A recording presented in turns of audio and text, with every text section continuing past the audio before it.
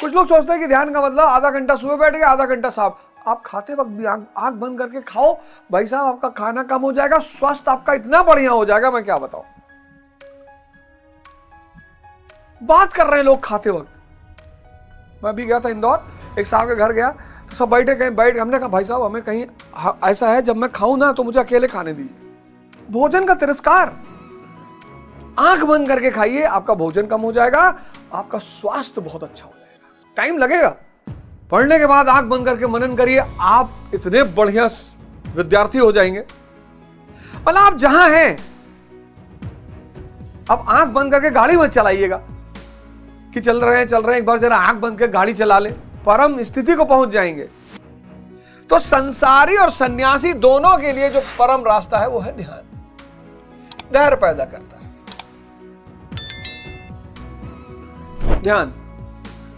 ध्यान का सबसे प्रमुख काम है धैर्य पैदा करना, और धैर्य से पैदा होता है समझ। क्या करना है, क्या नहीं करना है, और समझ का विकसित रूप है समाधि। जैसे मैं आपको एग्जांपल दे दूं, आप ध्यान करने लगे, धैर्य पैदा हो गया, अब आपके सामने बढ़िया संगीत बज रहा है, आप इत्र लगा लिए, आपको पता है कि अभी ये इत्र जब तक काम कर रहा है, जिस दिन यही शर्ट या 10 दिन लगातार पहन लिए बदबू करने लगी, क्यों बदबू हुई तो दुख हुआ। ध्यान से धैर्य पैदा होगा, धैर्य से समझ पैदा होगी, समझ से समाधि का विकास होगा।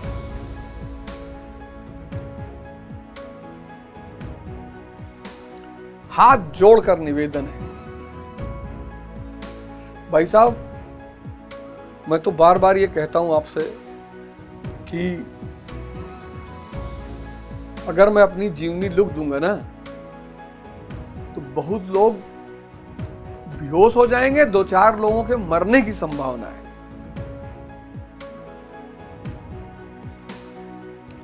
पर मुझे यह था कि मैं बुरा आदमी नहीं हूं। यहां बहुत सारे लोग गिल्ट में जी रहे हैं, भैया हम पहले शराब पीते थे, कोई बात नहीं, ध्यान करने लगो, मन का धैर्य बढ़ेगा, समझ बढ़ेगी, शराब छूट जाएगी। भैया हमारे पर स्त्रियों से संबंध है, कोई बात नहीं, ध्यान करने लगो, वो सारी दवा ध्यान है। पर पुरुषों से संबंध है, कोई बात नहीं, भैया मैं पढ़ नहीं पा रहा हूं, कोई बात नहीं, ध्यान, हर चीज की दवा ध्यान। अच्छा, अब 15वां जो श्लोक है, और तो आपकी समझ खुल गई। अगर आप इंद्रियों पे जी रहे हैं तो आप और इंद्रिय विषय संयोग आपको पता चल गया, तो आपको पता चला है कि यह क्षणिक है। जैसे ही यह संयोग टूटेगा दुख हो जाएगा। तो इससे ऊपर कोई चीज है, चेतना है। चेतना के लेवल पे आप जी सकते हैं, आप अपने आप को ट्रांसफॉर्म कर सकते हैं, कन्वर्जन कर सकते हैं। ये न बंधु न मित्रम न गुरुओ न शिष्यम चिदानंद स्वरूपा शिवोहम शिवोहम। ये तो असीमित, खत्म ही नहीं हो सकता।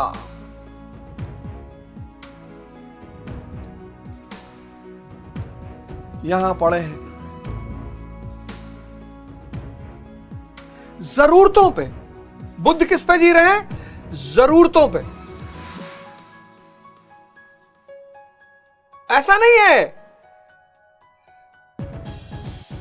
अवध ओझा किस पे जी रहा है? इच्छाओं पे। और भगवान अड़गड़ानंद किस पे जी रहे हैं? जरूरतों पे। इच्छा तो है ही नहीं। कितना फर्क हो गया। इच्छा तो है ही नहीं। किसी से कहे ये लिया ना, लोग प्रेम में ले आ रहे हैं।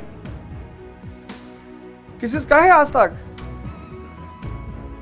लोग प्रेम में ला रहे हैं। वो भी ला रहे हैं तो वो दूसरी तरफ से बांट भी रहे हैं। एक तरफ से आ रहा है, दूसरी तरफ से जा रहा है। अपने पास कुछ भी नहीं। ब्रह्मांड है ना उसके, उनके पास। इनके पास पूरा यूनिवर्स है। ये क्या करेंगे यार 2 बीघा जमीन लिखवा के? जिसके पास रोल्स रॉयस हो वो मारुति 800 रखेगा। इनको ये मत देखिए कि इनके पास कुछ नहीं है, संत महात्मा है, फकीर है, ब्रह्मांड है।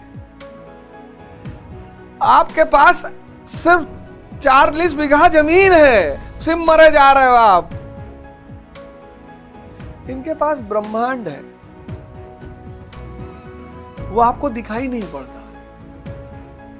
इसलिए अज्ञानियों को हमेशा लगता है कि संतों के पास, इनके विचारों के पास, अबे बेचारे तुम हो, मरे जा रहे हो, घुटे जा रहे हो, धंसे जा रहे हो, वो बेचारे हैं। अब करना क्या है? ध्यान करना है। अब ध्यान करना है इस कन्वर्जन के लिए, धर्म परिवर्तन, इंद्रियों के धर्म से चेतना के धर्म पर आना, यही असली धर्म परिवर्तन है। ये श्यामलाल को शमसुद्दीन बना लिए, अरे पागल। और शमसुद्दीन ज्यादा खतरनाक हो गया। आज मुस्लिमों में उग्रता क्यों है? ये मिलेगा, ये मिलेगा, ये मिलेगा, ये मिलेगा, ये मिलेगा।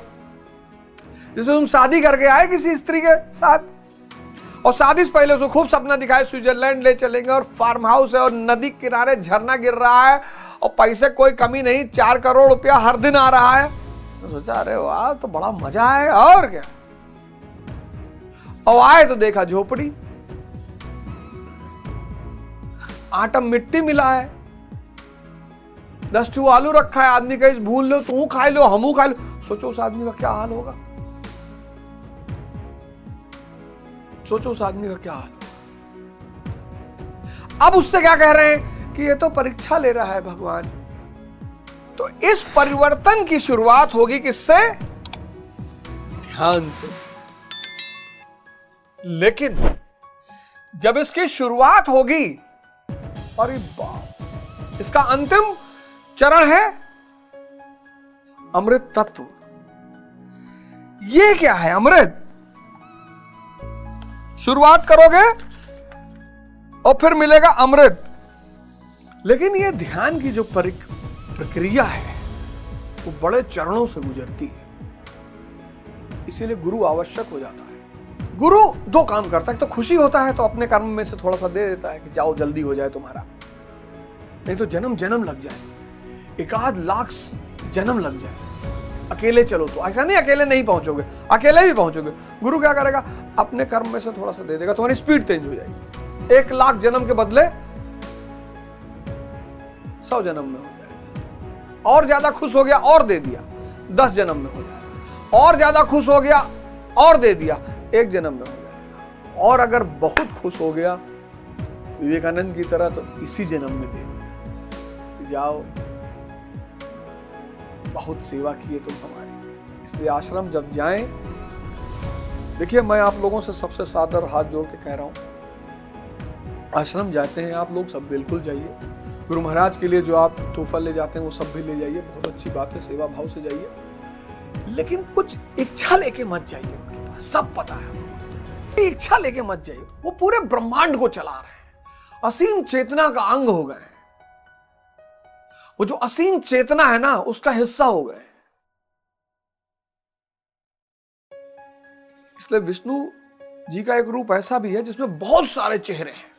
तुम परेशान, दूर से देख लीजिए, उतना ही फल में। आप ये मत सोचिए कि आपको देख नहीं पाए वो, कि आप जब तक बगल नहीं जाएंगे, पैर नहीं छुएंगे, मिलेंगे नहीं। अरे महाराज जी, वो आप आश्रम के बाहर बैठिए, अगर उनको आपको कुछ देना है और देखना है तो बुलाएंगे आपको, आएंगे। जाओ मास्टर जी, जी बाबा, जाओ फलाने बाहर बैठे, बुला लाओ उनको। सब देख रहे हैं,